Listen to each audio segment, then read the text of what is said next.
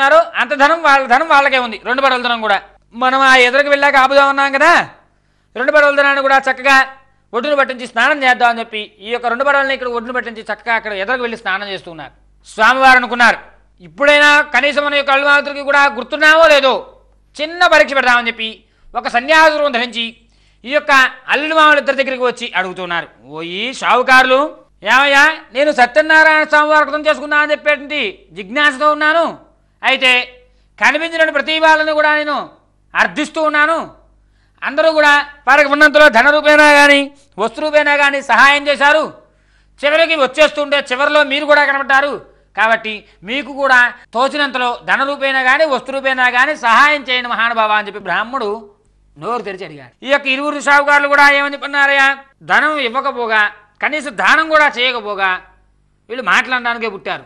ఏమని చెప్పంటూ ఉన్నారయ్యా, ఓ బ్రాహ్మణోత్తముడా, నీవు ఇంత వృద్ధాప్యంతోనూ ఇంత కౌపీనంతోనూ ఇంకా ఇంత వయసు అయిపోయినావు, ఇంకా నీకు ఎందుకయ్యా యొక్క పూజలు పునస్కారాలు అని చెప్పి అంత అవహేళనగా మాట్లాడారు. పాపం ఆ యొక్క బ్రాహ్మణోత్తముడు ఏమి కూడా మాట్లాడకుండా వెళ్ళిపోయి కాస్త దూరం వెళ్ళిన తర్వాత వెళ్ళిపోతూ మళ్ళీ ఏం ఆలోచన వచ్చిందో వెనక్కి తిరిగి, ఓయి షావుకారులు అన్నట్టు మర్చిపోయాను, ఆ కనబడుతున్నట్టు పడవలు మీవేనా అని చెప్పి అడిగారు. వెంటనే వీళ్ళకి పచ్చి వెలక్కాయ నోట్లో పడింది. ఇదేమిటి ఇప్పుడు పడవల సంగతి అడిగాడు అని చెప్పి, ఆ పడవలు మావే అని చెప్పారు. అయితే ఆ పడవలో ఉన్న సామాగ్రి ఏమిటి అని చెప్పి అడిగారు. వెంటనే ఈ కలుమావతులు కూడా ఒకరితో ఒకరు కూడబలుకుని ఏమని చెబుతున్నారయ్యా, ఆ పడవలో ఆకులు అలములు తప్ప మరేమీ లేవు అని చెప్పి అబద్ధమాడారు. అదే సమయంలో ఒక క్షణం ఆ స్వామివారు ఆలోచించి, అయితే సరే నాయనా అని చెప్పి తథాస్తు అని చెప్పి దీవించి వెళ్ళిపోయి ఒక చెట్టు కింద కూర్చున్నారు. చక్కగా వీళ్ళు చక్కగా స్నానాదులన్నీ కూడా తీసుకుని సంతోషంగా వెళ్ళి గబగబా ఆ యొక్క పడవలకి వెళ్ళిపోదామని చెప్పి పడవల దగ్గర వెళ్ళేసరికి ఆ యొక్క మామగారు అల్లుడు ఇరువురు కూడా చూసి మూర్ఛలు పడిపోయారు. ఆ యొక్క దృశ్యాన్ని చూసి 2 పడవలు తేలియాడడం చూసి కాసేపటి తెలివి తెచ్చుకుని అల్లుడు మేలుకుని మామగారిని లేపి, ఏడవడం వల్ల ప్రయోజనం ఉంది, ఇందాక మన సన్యాసుల వారు మన పడవలో ఏమున్నాయని చెప్పి అడిగితే మన పడవలో ఆకులు అలా మరేమి అబద్ధమాడాం ఆయన అదే సమయం తథాస్తు అన్నారు. ఓహో, ఆ యొక్క తథాస్తు అన్నటువంటి మాటకు అర్థం ఇదన్నమాట అని చెప్పి అనుకుని, అంతేకాకుండా మనం ఏమాత్రం కూడా సహాయం కూడా చేయలేదు, అందుకనే మనం ఎన్ని బాధలు పడుతున్నాము అని చెప్పి అనుకుని చక్కగా మరలా ఆ యొక్క బ్రాహ్మణోత్తమకి వెళ్ళి ఇంకేం చేయాలనో మన ధనం మనకు రావాలనో ఆ యొక్క సన్యాసుల వారి చేతిలోనే ఉందని చెప్పి సన్యాసుల వారి వద్దకు వెళ్ళి అడుగుతున్నాం, అయ్యా మేము అజ్ఞానులం అవివేకులం, ఏదో తెలియక మీతో పరిహాసంగా మాట్లాడాం, దయచేసి మా యొక్క ధనాన్ని మాకు ఇప్పించడం మహానుభావ అని చెప్పి కలుమావతులు కూడా నమస్కరిస్తున్నారు. లేదు, స్వామి ఎక్కడా కూడా చెల్లించడం లేదు. మరలా కాళ్ళ మీద పడి ప్రార్థన నమస్కారాలు చేసి నమస్కరించి మళ్ళీ అడిగారు. అప్పుడు స్వామివారు క్షమించి సర్లే అని చెప్పి వారి యొక్క ధనం ఎలాగైతే ఉందో అలాగే ఉన్నట్లుగా వరాన్ని ఇచ్చారు. వెళ్ళిపోతూ ఉండగా, నాయన మీరు ఎన్ని బాధలు పడుతున్నారు, ఇప్పటికైనా సరే ఏదైనా వ్రతంలో లోపాలు కానీ వ్రతం కానీ ఏదైనా మానేసుకుంటే పూర్తి చేసుకోండి మహానుభావ అని చెప్పి ఆ యొక్క స్వామివారు మరలా వాళ్ళు గుర్తు చేశారు. ఇంకా వీళ్ళు వినడం లేదు. ఇక ఆ యొక్క ధనాన్ని కాస్తా పుచ్చుకుని హడావిలో మళ్ళా తన యొక్క సొంత గ్రామం రత్నసానపురానికి చేరుకోబోతున్నాడు. ఈ యొక్క విషయాన్ని ఒక దూతను పిలిపించి, నీవు పోయి ఇంటికి వెళ్ళి నా భార్య లీలావతి కూతురైన కళావతికి తెలియజేసామని చెప్పి పంపించారు. ఆ దూత ఇంటికి వెళ్ళి, అమ్మ మీ భర్తను వాళ్ళను ఇప్పుడే సముద్ర తీరాన్ని ధనం పడవలతో సహా చేరుకున్నారు కాబట్టి తక్షణమే రండి అని చెప్పారు. అదే సమయానికి తల్లి కూతురు ఎవరు కూడా ఇంటి దగ్గర సత్యనారాయణ స్వామి వ్రతం చేసుకుంటూ ఉన్నారు. ఎప్పుడైతే ఒక విషయం విందో తల్లి లీలావతి గబగబా వ్రతమంతి కూడా పూజంతి కూడా కూతురికి అప్పచెప్పేసి వెళ్ళిపోయింది సముద్ర తీరానికి. కూతురైన కళావతి చేసింది, చక్కగా వ్రతం చేసింది, కథలన్నీ చెప్పింది, నైవేద్యం పెట్టింది, హడావిలో ప్రసాదం దొరకకుండా భుజించి వెళ్ళిపోయింది. స్వామివారు అనుకున్నారు, చూసావా ఇంత వ్రతం చేసింది, ఇంత కథలు చెప్పింది, ఇంత పూజ చేసింది, కాస్త ప్రసాదం తినడానికి ఖాళీ లేకపోయింది. అయితే ఇక ప్రసాదంలో ఉన్నటువంటి మహిమ మనం తెలియజేయాలి అని చెప్పి అనుకున్నారు స్వామివారు. సరే ఏం చేశారయ్యా, ఆ సముద్ర తీరం దగ్గర వెళ్ళేసరికి అల్లుడు ధనం పడవతో సహా మునిగిపోయినట్టుగా అక్కడ ఉన్న ప్రజానికానికి అందరికీ కూడా దృష్టిలో పానుకలుగు చేశారు. ఈ యొక్క కూతురైన కళావతికి కూడా.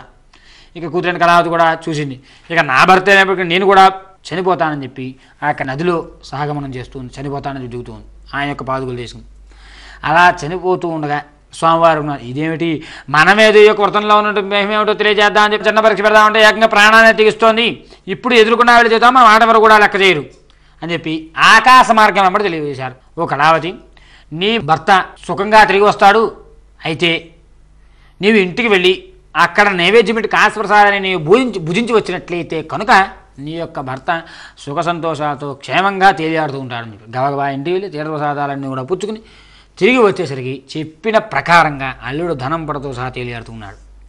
వెంటనే ఇక కూతురైన కళావతి వెళ్ళిపోదాం నాన్నగారు అంటే అప్పటికే ఆ షావుకారు ఇన్ని గండాలు కూడా తట్టుకున్న తర్వాత చివరికి అమ్మ అలా కాదు, ఇంటికి వెళ్ళడం కాదు, ఈ యొక్క 2 పడవల ధనాన్ని కూడా పూర్తిగా వ్రతానికే ఖర్చు పెట్టాలి అని చెప్పని చక్కగా సముద్ర తీరం దగ్గరనే వ్రతం చేసుకుని 5 గదులు కూడా చెప్పుకుని తన బంధుమిత్రాదులకు ప్రజలందరికీ కూడా ప్రసాదం పంచిపెట్టి, అంతేకాకుండా ఈ యొక్క మిగిలిన ధనంతో అన్నదానం కూడా చేసి చక్కగా బ్రతికున్నంతకాలం కూడా ప్రతి సంవత్సరం విడువకుండా పౌర్ణమి రోజున వ్రతం చేసుకుంటూ సుఖ సంతోషాలతో భార్యాపుత్రాదులతో తొలుతూతున్నారు సావుకార దంపతులు కూడా. ఇది రావాకాండే స్కాందపురాణే చతుర్థోధ్యాయ సమాప్త.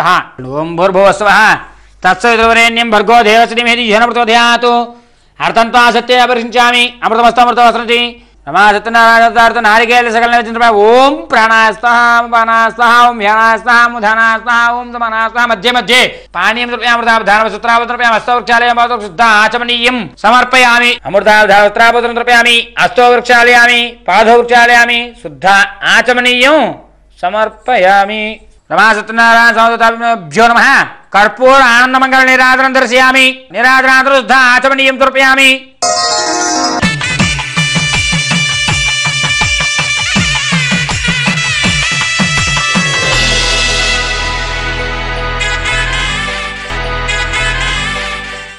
శ్రీ రమాచిత్ సత్యనారాయణ సంవత్సరాభ్యో నమో నమః. పంచమోధ్యాయ ప్రారంభ. సూతమహాముని ఆ యొక్క మహాములందరికీ కూడా ఈ యొక్క 5వ అధ్యాయం విధంగా తెలియజేసుకొస్తూ ఉన్నారు. ఓ మునీంద్రులారా, మరి యొక్క కథ చెబుతూ ఉన్నాను సమా. పూర్వము తుంగధ్వజుడు అనే రాజుగలడు. ప్రజలందరినీ కూడా కన్నదండ్రుల వల్లే చుచు రాజ్యపాలన చేయుచు ఉండేవాడు ఆ యొక్క తుంగధ్వజ మహారాజులు వారు. అయితే ఒకనాడు అరణ్యమునికి వెళ్ళి అనేక జంతువులను సంహరించి తిరిగి ఇంటికి వచ్చుచూ ఉండగా మార్గమధ్యములో ఒక మారేడు చెట్టు క్రింద కొంతమంది గొల్లలు తమ బంధువులతో కూడుకుని సామూహికంగా చక్కగా సత్యనారాయణ స్వామివారి వ్రతం చేసుకుంటూ ఉన్నారు. అలా చేసుకుంటూ ఉండగా కనీసం అక్కడ ఉన్న స్వామివారి కనీసం దిగి కూడా నమస్కారం చేయకుండా వచ్చేసారు ఇక్కడ రాజుగారు. అంతేకాకుండా తర్వాత పాపం ఆ యొక్క గొల్లలందరూ కూడా పూజ పూర్తి చేసుకుని తిరిగి ముందరగా ఇలా రాజు వెళ్ళిపోవడం చూసి మన గ్రామానికి తల్లైనా తండ్రైనా గురువైనా మనకు రాజుగారే కాబట్టి ముందరగా యొక్క ప్రసాదాన్ని రాజుగారికి ఇచ్చాక పూజిద్దామని చెప్పి పాపం అందరూ కూడా సంతోషంగా ఈ ప్రసాదాన్ని తీసుకెళ్ళి రాజుగారి చేతిలో పెట్టారు.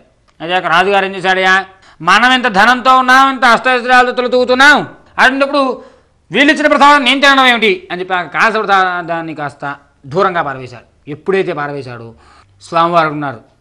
ఇలా కాదని చెప్పి గుణపాఠం నిలుపుదామని చెప్పి వారి యొక్క 9 కుమారులు వారికి ఉన్న సంతానం అంతా కూడా చనిపోయినట్టుగా దృష్టిలోపాన చేశారు. అంటే కనపడకుండా చేశారు. ఇదేమిటి, ఉదయాన్నే వెళ్ళే మనకు 9 కుమారులు కూడా సంతోషంగా కలకల్లాడుతూ నవ్వుతూ ఉన్నారు కదా, ఇలా చనిపోవడానికి గల కారణం ఏమిటి అని చెప్పి ఆలోచించారు ఆ యొక్క తుంగధ్వజ మహారాజు గారు. ఈరోజు అసలు నేను చేసిన తప్పేమిటి అని చెప్పి ఆలోచన వచ్చేసరికి ఏమని అనుకుంటూ ఉన్నారయ్యా, ఓహో మనం జంతువును సంహరించి వస్తుండగా మారేడు చెట్టు కింద కొంతమంది గొల్లలు వ్రతం చేసుకుంటూ ఉన్నారు, నమస్కారం చేయలేదు, అదొక తప్పు. రెండో తప్పు ఏమిటి, వారిచ్చిన ప్రసాదం తిరస్కరించడం. ఇదే నేను చేసిన తప్పు అయితే ఇంకెప్పుడూ కూడా మహానుభావ ఈ తప్పును నేను చెయ్యను అని చెప్పి నమస్కరించి మరలా ఆ యొక్క గొల్లలందరినీ పిలిపించి తిన్న ధనాన్ని ఆ యొక్క గొల్లల చేతిలో పెట్టి వారి చేతుల మీదుగానే వ్రతం చేయించి వారి చేతుల మీదుగానే కథలు చెప్పించి విని ఆ వారి చేతుల మీదుగానే ప్రసాదాన్ని భుజించారు తుంగధ్వజ మహారాజులు వారు. ఎప్పుడైతే అలా చేశారో స్వామివారు చాలా సంతోషించింది. వారి యొక్క 9 కుమారులు కూడా ఎలా ఉన్నారయ్యా, ఇప్పుడే నిద్రలేచినట్టుగా ఉన్నారు. మహానుభావ సత్యదేవ నన్ను క్షమించండి, ఎప్పుడూ కూడా ఇటువంటి అపరాధం నేను చెయ్యను అని చెప్పి నమస్కరించి బ్రతికి ఉన్నంతకాలం కూడా వ్రతం చేసుకుంటాను అని చెప్పి ప్రతి సంవత్సరం విడువకుండా వ్రతం చేసుకుంటూ స్వామివారి కృపపాత్రుడే ఆ తుంగధ్వజ మహారాజులు వారు. ఇది రావాకాండే స్కాందపురాణే పంచమోధ్యాయ సమాప్త. ఓం భూర్భువస్వః తత్సవితుర్వరేణ్యం భర్గో దేవస్య ధీమహి ధియో యో నః ప్రచోదయాత్. అర్థంత్వా సత్యేన పరిహించామి అమృతమస్తు అమృతోవస్తరణమసి.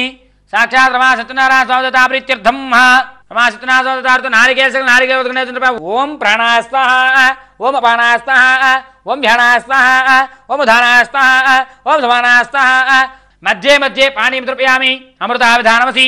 ఉత్తరాపోసనం ద్రవ్యామి హస్తో వృక్షాలయామి పాదో వృక్షాలయామి శుద్ధ ఆచమనీయం సమర్పయామి.